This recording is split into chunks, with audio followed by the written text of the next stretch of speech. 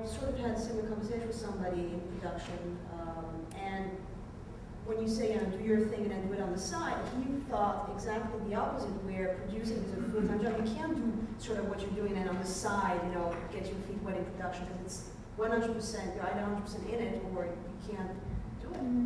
I don't think that's true. People come to producing in a lot of different avenues. I mean, physical production, as much as I speak the gospel of learn how to make a movie from the ground up, learn, what all the positions on the set are, blah, blah, blah. There's a lot of ways into producing. If you're a lawyer and you're negotiating deals, that's a great way into producing. I have a friend who was an entertainment lawyer for a long time and then decided he really wanted to be producing theater, and slowly developed his client base to be more in that direction, and then found people whose material he really loved, and now hey, he's producing theater as well as being an attorney. If you're not 25 and you don't have the time to put into those 18-hour production days, and like that's a total waste, like frankly, of the other skills that you've developed, don't waste your time being that kind of producer. Figure out, like, if you went to business school, for example, or you have like those kinds of, that can take you into producing in a different way. And you'll, again, as much as I talk the gospel of knowing how to make the movie, you'll learn what you need to know. You don't have to be the craft service PA to become a good producer. So I wouldn't buy that PA path. Are you still making films on films, or just went through digital? Oh, well, our brief interview was made in 35 anamorphic. It's beautiful. So yes, we are still making films on film. But yeah, more and more often considering digital, certainly in the mix of everything else. We actually had a film we were trying to get going over the summer that we went around and around with. The director, of course, wanted to shoot on 16. We talked a lot about HD, and then we started talking about the red camera. So we were doing a lot of trying to figure out the different ways to go. I think what we ultimately came to before it kind of all crashed and burned around an actor who pulled out was like the red camera hadn't really been tested in the feature environment enough to help to make us feel comfortable shooting on it. But that's certainly that's the direction, right? It's just like shoot it cheaper. The issue, though, of course, is that there are other costs down the road that you don't necessarily. It's a whole long dialogue in our office and elsewhere and everywhere. When we really walked through all the issues of it, it was cheaper to shoot on digital because it's just all that processing. Even if you have a free camera and even if you can get some free film, that's like the processing, the telecine, that stuff is expensive. So. Do you go to the festivals still? I do go to the festivals. I don't go to as many as I used to, and we're much more strategic about them. Mm-hmm. But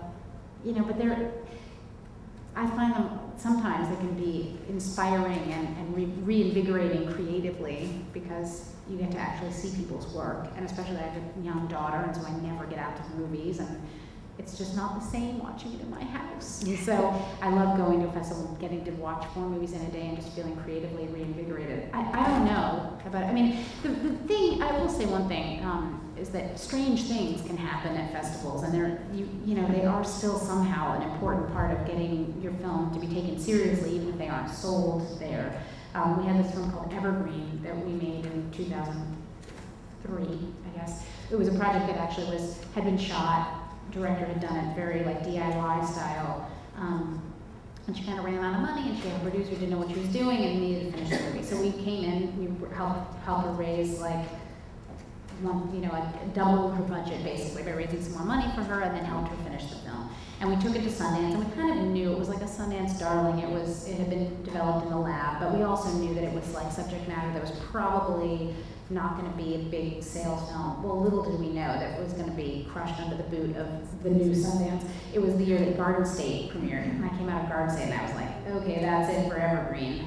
Nobody will ever hear our title again, because these big, it was like, oh, Sundance movies can be really commercial and comedies and blah, blah, blah. But interestingly, that the film was screened at this really random screening that had been set up there for American Express, like Black Card members. And of course, it was like off in some resort, you know, whatever, satellite location of Sundance. And our director could not have complained more, P.S., about having to schlep out there and go and sit there with these rich people who she couldn't stand to see the movie. But sure enough, the head of AMC Theaters happened to be in the audience. And it's a film about a young girl growing up in poverty. And this was a man who basically, like for the quick psychological analysis, he was poor growing up and now is very rich and has a daughter who never understood his upbringing and never understood the struggles that he felt psychologically as a poor kid. And he saw this movie, and it's about a young girl growing up in poverty and feeling all of this tension about being a poor kid in the school. And he was like, I need my daughter to see this movie. And so he decided that our film should be screened in his theaters.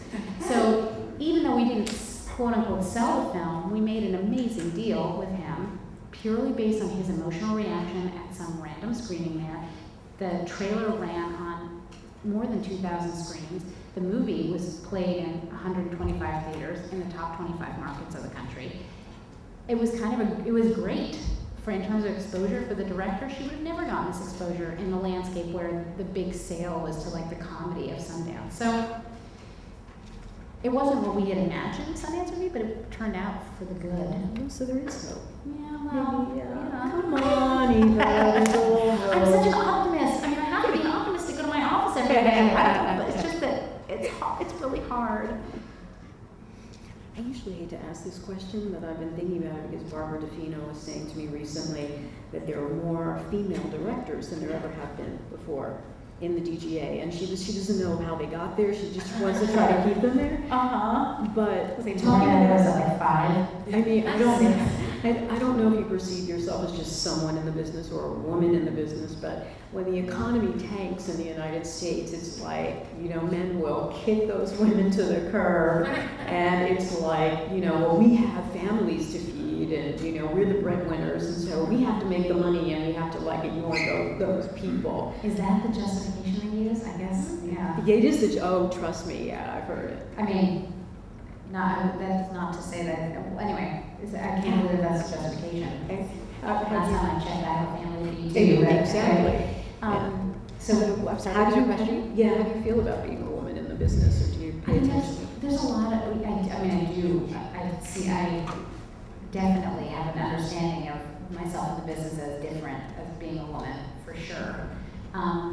There's a lot more female producers than there are directors. Mm-hmm. I feel like something we have done somewhat inadvertently and somewhat not. I mean, the kind of material that we respond to, we work with a lot of women directors, which is strange, of course, because now I'm thinking back on movies that we made. Yeah, we've had 2 and 2, I guess.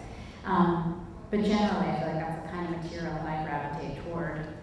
But yeah, sure, I mean, I feel like I'm not taken seriously in the business side of it a lot, because because I think also, you know, like if you're sort of young-ish, if you're less than whatever, you don't have like a ton of gray hair or something, it's like, you just don't, how would you know about those things, little girl, kind of thing. So, yes, I definitely perceive myself as a woman.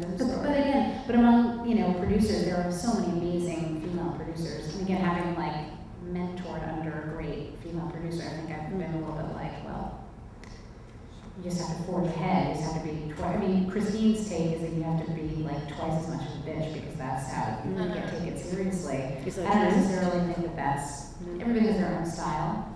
That one maybe comes more easily to her. It's not my style, but it's, you know, it's an issue. You're not taken seriously.